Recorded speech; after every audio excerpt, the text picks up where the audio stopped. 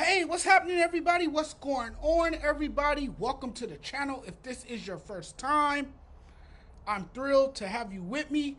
Hope everyone's Tuesday is going well. I am the sports judge. Let me tell y'all this wild story about Paul George and the Clippers, okay? So we know more about this now. This is the story of how Paul George gave the Clippers basically the middle finger. So we've now learned that Paul George says he never wanted to leave Los Angeles. The turning point was the negotiation that there was an offer made by the Clippers to keep him in Los Angeles. The Clippers' initial offer, according to Paul George, was 2 years, 60 million. When he heard that number, he was like, yo, that is a crazy low ball for today's NBA. You know why the Clippers lowballed you? I find it almost funny that he felt the Clippers should have paid him the max. I don't see it as disrespectful. I don't see it as majorly disrespectful. They told him no. Again, he did not perform like a max player. So why does he deserve a max contract? The crazy thing is he couldn't get the Clippers out of the first round and was always hurt, but wanted money. He wanted more money. So how is it disrespectful that the Clippers lowballed him?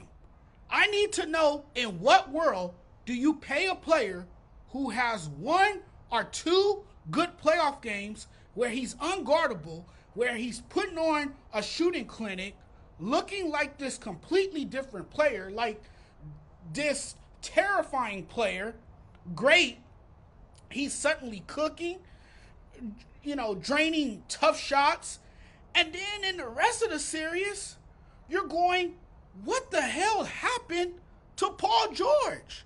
Where are you? It's like finding Waddle. It's like that time he dressed up as Waddle for Halloween. I thought that was very fitting. I don't know that if I would be willing to commit beyond 3 years for Paul George. I think the Clippers known and seen this coming for a while, that Paul George could very well be gone. They saw this coming. So we kind of almost sort of envisioned this when Kawhi Leonard got his 3-year, $150 million deal. And that same night, Paul George was kind of hopeful he would get one. Kawhi's extension almost came out of nowhere. I mean, out of the blue. It certainly felt like that night was a watershed moment for the franchise because they felt like, okay, they got the superstar that they signed in 2020, 2019, and now Kawhi actually wants to stay here and take less than the max on an extension. I think they offered Paul a little bit less than that, and to him that felt like that was a slap in the face. So since then he's felt disrespected, unappreciated. If you work at a company for a long time, I think you understand what happened to Paul George and the Los Angeles Clippers. And you know what? It really sucks. It really sucks, but it's a cutthroat business. That's the nature of the game. Okay? It's great for Philly.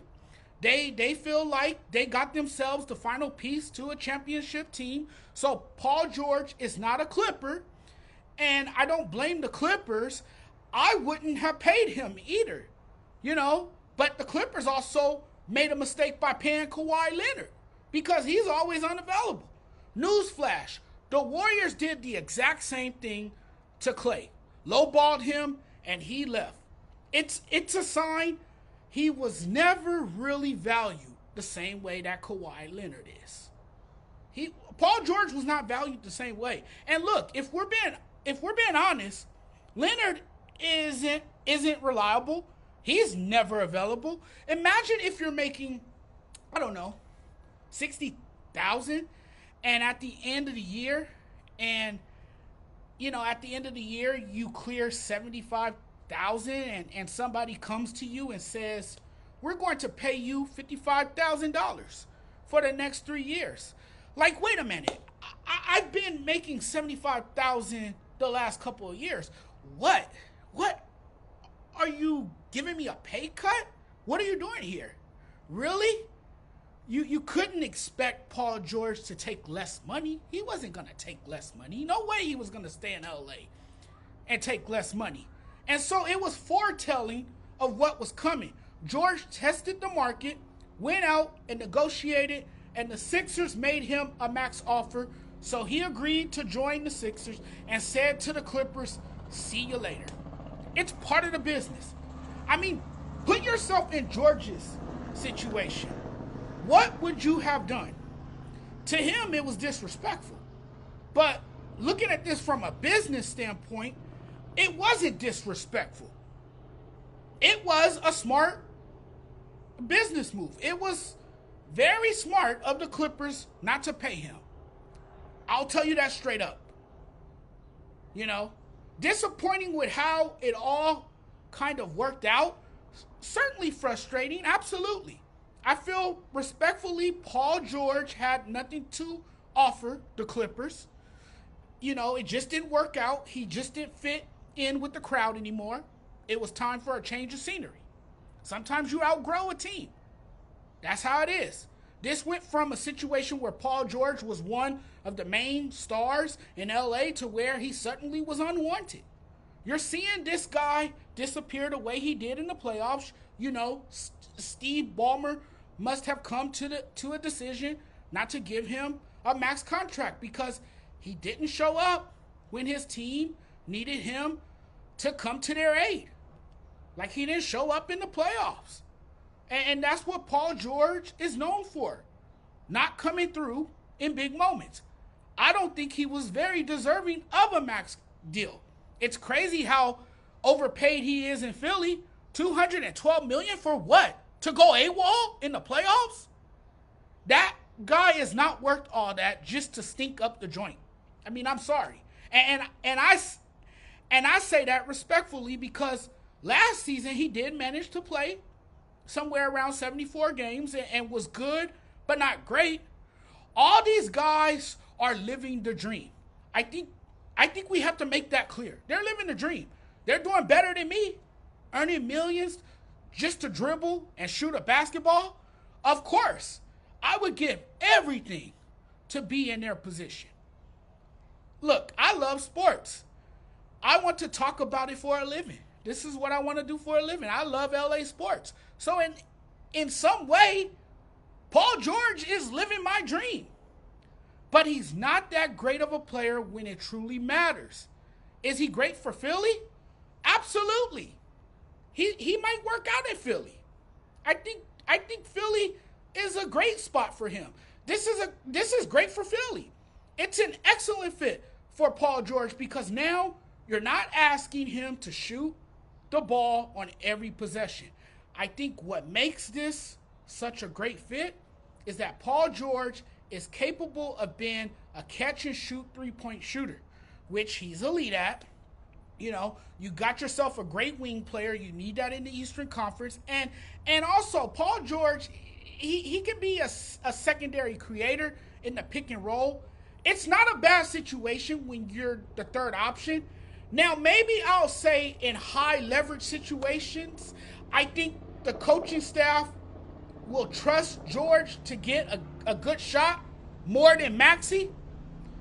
Being asked to share responsibilities with Maxey will really allow Paul George, I think, to dazzle and shine. And I do believe if the Sixers can stay healthy, I think they can and will make some noise in the Eastern Conference. Something to be excited about if you're Philly. I always felt like something was missing on that Philly team. I would always say something was missing on that team, and it might have been a player of Paul George caliber. If anything, I would say Paul George carried the weight of the world on his shoulders last season, but he simply didn't do enough to earn the money he wanted from the Clippers. I mean, he's good. It's just the organization was kind of in a tough spot, and they didn't trust him enough to pay him. They didn't trust him enough to pay him. They did not get better after letting George walk on them, though. They didn't get better. To me, they got a lot worse. Yeah, he's good, but he's not this guy who is going to deliver a championship without two superstars around him. I think he needs a few players around him in order to have a chance to win a championship. I would have paid him gladly had he stepped up and put the team on his back. His skill set is amazing, but he can't perform under pressure. Inconsistent. That term, that's the term I use to describe him. So many people choke in sports, and I'm just tired of using the word choke and artist. I'm tired of using those two words.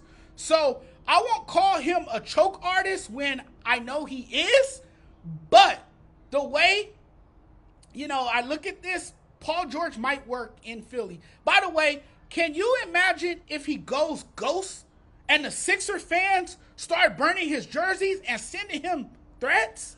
When you walk into Philly, put on that Sixers jersey and underperform, they'll let you know if you're welcome or not. Oh, they'll let you know. In that city, they'll boo you if you don't perform and live up to the contract, and eventually give you the middle finger and tell you to get the fuck out of Philly. You can't go there and perform like a clown. So I think, this was going to happen where Paul George didn't re-sign with the Clippers. It's never a good sign when your star player disappears, goes missing, and never can finish the job. So I think the Clippers just decided that they would move on from him and they would let him go where he wanted to go, and he wanted to go to Philly. But the unfortunate thing is that the Clippers didn't get nothing for him, and they missed out in the end.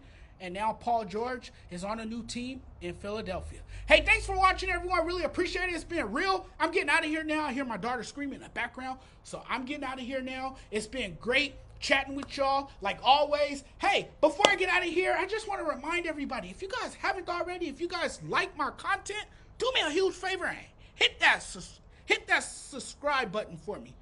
Give me another subscriber. Thank you guys so much. Really appreciate the love and support. You guys are awesome. We'll talk very soon.